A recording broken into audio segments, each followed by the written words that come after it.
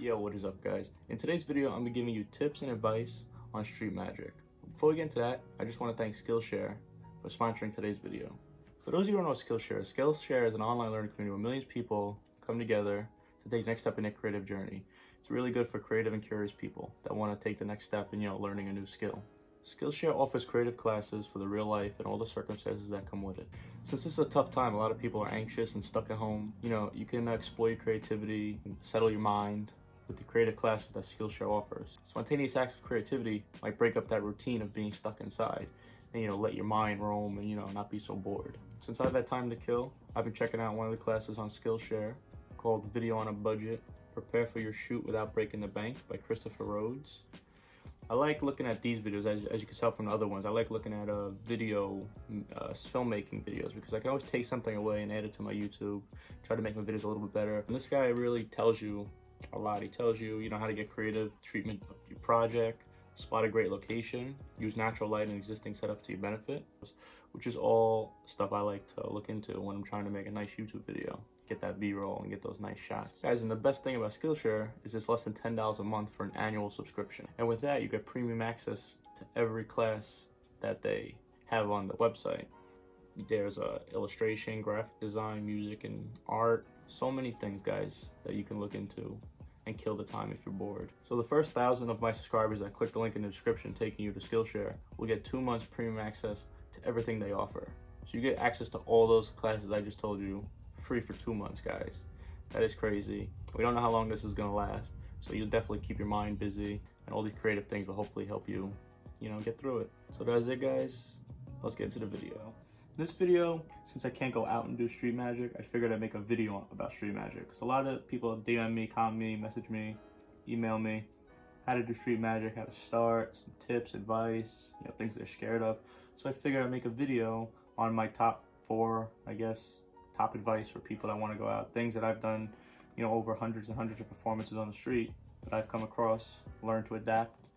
And I figure since people that are beginning to do Street Magic, I want to do Street Magic, these are some things, tips, and advice that will help them when it happens. They don't have to learn on their own like I did.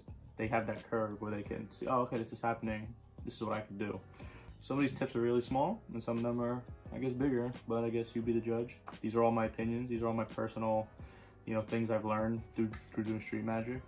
People might disagree. People might have better, worse, ideas or tips, but that's on you guys. This is for me. You don't have to take anything I say. Just listen, I guess. If you don't want to listen, then just X out. But my first tip is, like I said, a small tip. It's when you're doing Street Magic and you drop cards, never pick them up. I feel like if you're about to perform or in the middle of performance, you drop cards, you go to pick them up, the whole performance, everything's gonna come to a halt. It's gonna ruin the vibe. Just let the cards fall and continue the trick. Now here, I'm gonna put a video here and be watching it with you guys, explaining it.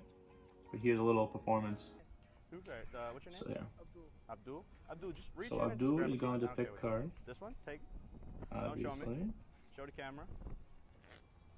Show your friends. Show the camera. Now when he goes to put the card back, to drop. Easy. So watch. And now just throw it in anywhere you want. Right there. Don't worry about those. Don't worry about those.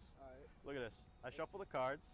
Hopefully, I can make your card come to the top.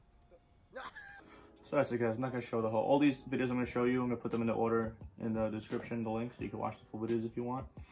But that's a small tip. I was dribbling down. It was windy. Some cards fell off. And I just said right away, don't pick them up. They were about to go do it. I said, no, just leave it. Moved on with the trick. Having or not having those cards did not make the trick any better or any worse. And even if I dropped a card that I needed, or I had that card lost and I dropped it, I would just move on to a different trick. If I can't, I would just move on. I wouldn't pick up cards. You'll see videos of me picking up cards. Actually, what I'm going to talk about, where I go to pick up a card. But that's before I learned. I used to pick up cards, and I realized sometimes that card's hard to pick up because, it's flat and it's hard to pick up. And if they pick it up, they can bend it because it is hard to pick up. You don't want your cards get ruined either. So I'd rather them leave. If the wind blows away, I will find them. They can't go that far. That's tip number 1, guys. Let's move on to tip number 2. All right, this tip is don't panic. For example, the trick I do in the video is where I have them push their card in, but I put it in my mouth, and the card's sticking out here. And I tell the guy to push it in, he takes it out, and he moves it. Now, I've heard a lot of magicians tell me, a lot of comments in that video say, oh my god, if someone did that to me, pulled the card out, I would have freaked out, I would have just walked away, I would have said forget it, take the cards. And why? Just don't react. I'm telling you, even if he took that card, turned it over, and went, "This isn't my card," when he looked up, his card's still in my mouth, he's still gonna get a reaction. That's happened to me so many times, where people are trying to get me, they pull the card out, they look at it, say, "That's not my card." They look up me, and they go, "Oh my God, that's in your mouth, what?" It's just because, just don't panic is the thing. So here's the performance of me doing it, and you'll see, I see him pull it out, I don't react at all. And let's go. Let's watch it. You see his card? Yeah. You're gonna push it in, okay? Wait. Just push it in. So you got no magnetic codes. Push it in. See, he's questioning it. He pulls it out. I did. Look, you see it jump to my mouth? Yeah. Up here? What the fuck? How the hell? And then they all react. So like I said, a lot of people said if you would have pulled that card out, they would they froze or panicked. It's like, no, touch it. But the minute you do that, you lose all credibility, in my mind. If you freak out, then they're gonna be like, "Oh, see, I knew you were doing something funny." But just don't panic. Even if you figured it out and you said, "Oh, I caught you," who cares? It's a card trick. You'll move on with your life. It's not gonna kill you. I don't understand why so many people are scared to do street magic. They're scared they're gonna mess up. It's a card trick, or a coin trick, or a rubber band trick. If you mess up, you learn. That's it, guys. Don't be scared. That's just tip number 2. Again, another small tip, something to keep in the back of your head if it ever happens. Okay, let's move on to tip number 3. All right, guys, this is the biggest tip I'm gonna give. This I really believe in. What I'm gonna say is I guess, is to adapt and listen to the audience. Like, for example, in the beginning, me especially, if you go back to the beginning videos when I first started doing street magic on YouTube, I didn't say a word. I was so quiet. I was so focused on the tricks. Now, this is what I believe separates a beginner from, or a hobbyist beginner from a professional. Is when you first start at magic, you're gonna do magic, but you're gonna be so focused on doing the next move and not messing up that you're not really gonna focus or pay attention to what the people have to say. You'll probably nod and laugh what they're saying just to, fit into the vibe of the crowd. But you're not gonna listen to what they say. And sometimes they say things that you could work off of. Like, for example, I got to the point, because I practice, especially like Ambitious Card or something, where I can do that's my 1,000th timer. I've done it 1,000 times. I can do it in my sleep. I can do it blindfolded with the cards behind my back, my hands behind my back. I can do this trick no matter what. And now I don't have to focus on the effect anymore.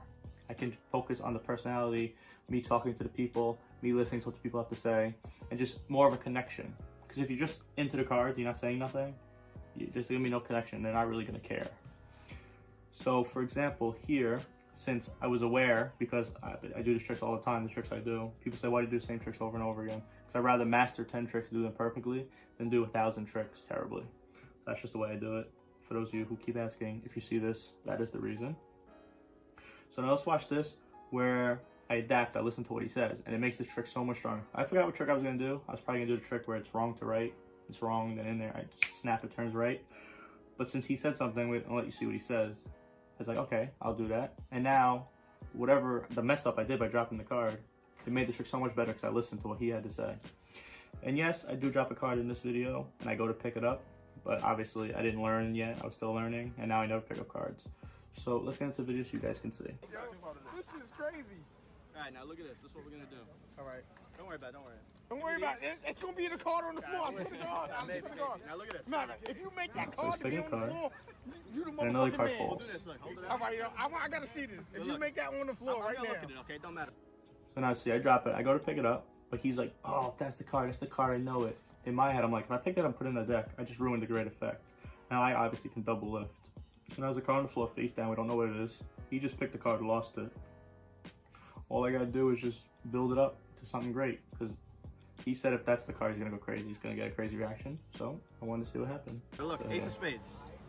You lose it. Ace of You lose Spades. it. And look, Put we it give it a in, shake. lose it. Nothing. It's not on top, right? Now they see it's Hopefully. lost. Hopefully. Trick just now. It's not on top. It's not on He bottom. thinks that little There's a thought card he on the caught floor. me. It's okay. Again, he thought he caught me. Don't panic. He didn't know what he saw. He just saw me pick the card and put it back down. If I was a beginner, I'd probably be like, oh, I would have got all flustered and nervous. But again, don't panic. He has no idea what he saw. Trust me, he has no idea what he saw. He thinks he saw something.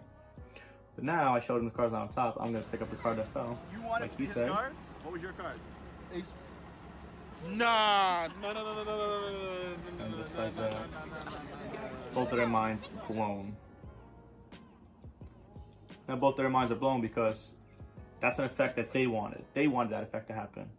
And I made it possible. So that in their minds, like, wow, he must do real magic. You know, quote unquote real magic. Because they thought that was impossible. They thought that could not happen. That was a mess up. That became something great. So that's why I say don't be afraid to mess up. Something great can come out of it, trust me.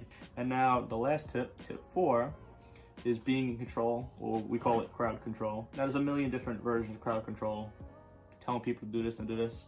Now I'm gonna show you, if I don't want someone to do something, I push them out of the way, I grab them back, you know, I tell them to be quiet. Some people say, oh, that's a little aggressive, but I do it in a friendly manner. Like, when you're doing magic, you wanna become friends with them. When you become friends with them, it's like, if your friend said, oh, shut up, you'd be like, oh, okay, you wouldn't get mad. No one's ever got mad at me for telling them to shut up or pulling them or pushing them away. And I've done it because I'm trying to do the effect. If I'm in a group of people, I refuse to have one person ruin it or one person make us wait because they ran away. So here's the first example of I do a trick where I like erase the guy's mind with the card. He can't remember it. So he tries to run away and I want the effect. I want to finish the effect before we lose momentum. So I hold on to him. I don't let him go. I pull him back. I'm like, no, stay. And I feel like that's a form of crowd control. I wanted to do the trick right there, so I didn't let him go. So let's watch. I showed him a card, told him to remember it. Queen of what? Told him I took it out of his head. I don't know the name. I just know. Hey, wait, what was it? Queen of this one or this one? And now he can't remember it. So you saw, see, he forgot. What the f? Oh, wait, come here, wait. No. So right there, you see me. He went to walk away. If he would have walked away, we probably would have wait like 2 minutes for him to come back. So I didn't want that. So I held on to him. I said, wait, no, don't go nowhere. You think you saw a queen, right? But I took that out of I your brought head. him back. You actually looked at an ace. And you see it. Now I can finish the trick. Just think about it. If he walked away, that card on the table, the card supposedly I showed him, I could have switched it. Like when he came back, he said, oh, I walked away. You could have switched that for anything. I don't want him to think that. So I didn't want him to leave. I want him to be there to show him the card that he saw was not the card he saw. So that's just one example of crowd control. I'm going to give another example. This video I'm doing 2-card Monty to a group of people. And there's a kid there. We all know how kids like to reveal it. Some of them are smarter than others. They can just know how it's done and they're double lifts, blah, blah. But I was doing 2-card Monty. I gave the guy the 2 queens. The kid went to look underneath to see if I really did. Now if he did, he would have seen that I did switch it. And he would have said, oh, he switched it, and it would have ruined the whole effect. It would have ruined it for everybody. I didn't want that, so I just pushed his head away. That's how I did it. That's why. The job is to tell me if his card ends up on top or bottom in his hand. At first, I'm going to do it easy. So look, we flip over your card. Okay, I so take now the my queen of card, diamonds. I put the queen on. At first, without looking, don't cheat. See, I don't let him look. Just easy, on top or bottom. I just push his head away. And you can see the people around me are laughing, like, oh, like they see me, you hear them laugh. Because I'm not doing, like, get the guy, he does it. I'm just, don't cheat. I push him away slightly, friendly, not mean. My tone never changes. I'm always mellow, I guess we'll call it, monotoned. And that's it, guys. He went to look. If he would have looked, he would have ruined it. And I refused to let one person ruin it for a whole crowd. So I didn't let him look, and I pushed his head away. And that's another thing of crowd control. So that is it, guys. Those are my 4 tips that I wanted to give. Don't pick up cards if you drop them. Don't panic. Adapt and listen. And be in control, crowd control. I feel like those are 4 important steps to doing magic, more so than others, because, you know, being in control is not as important as not picking up cards. But like I said, you don't have to listen to all of these. Take them as you want. Pick and choose what you want. If you guys have any advice or tips you want to give me, please, I'm always happy to hear. I would love to make more of these videos to help you guys if you want to do street magic, so shoot some ideas below, some help and advice you want. Because I love giving advice with a video to back me up. I don't want to just say, oh, hey, go into a crowd and control them, and you don't know if that person really knows what they're talking about. I actually have these proof videos that I like to show you guys so you know I know what I'm talking about. Like I said, you guys, hopefully you guys watched a lot of my videos. I've been doing this a long time, so I'd love to help you guys who want to move on and do it. Start it, you know, get better. But these are my 4 tips on how to be a better magician. Hopefully this thing going around goes away. You know, nice and easy, not too many more, whatever happens. I don't want to say it because you say it gets demonetized, the video gets demonetized and stuff, but then I can go out and do some more street magic for you guys. So, again, if you made it this far, thank you. If you want to help support me, I have a Patreon where I teach mentalism. I sell t-shirts, merch, and stuff in the description below. I have a tutorial channel, Champion Magic, and then I have this channel. So everything I just said will be in the description below. With the Patreon, $10 a month, you donate to me. I teach you 2 mentalism tricks, powerful mentalism tricks that I do, that you've seen me do. Tutorial channel, I do card tricks and stuff like that. And that's it, guys. On this channel, you know what I do. So enough talking. Hope you guys enjoyed the video. Until next time, guys. Peace.